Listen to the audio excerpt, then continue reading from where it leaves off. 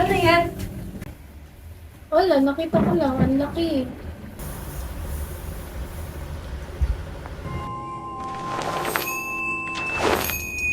Ako ay tutula mahabang mahaba. Ako ay uupo tapos na... Uy, pinigbukas pala ng libro. Kamusta? Huwag ka matakot. Kami ang mga mahiwagang dalubhasa ng literatura. At ngayon ay magbibigay kami ng kaunting kaalaman patungkol sa literatura. Kaya naman, come on and let's get to know more about the literature.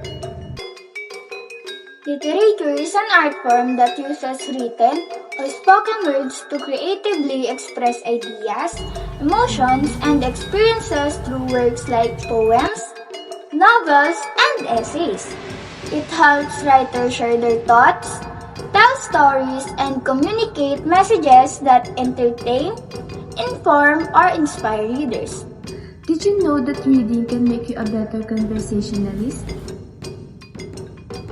Oh, wait! Isasara mo na agad. Wait lang.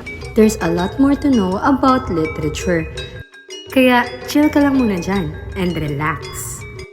There are 3 characteristics of literature. The first one is artistry. It has an aesthetic appeal and thus possesses a sense of beauty. Next is permanence. A good piece of literature can be enjoyed by readers from generation to generation. And lastly, universality. Literature appeals to everyone, regardless of culture, race, and time, which are all considered significant.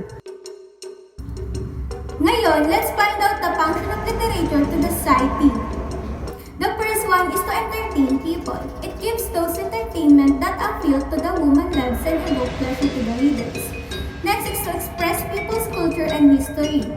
They serves as time capsule of letters about people's lives and culture. Back then, that is studies by scholars and researchers of today. Last is to shape the speech. The more a person reads, the more words they learn.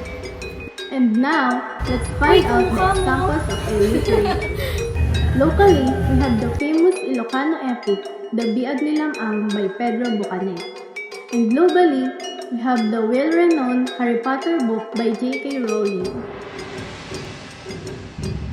O ngayon, may alam ka na about literature.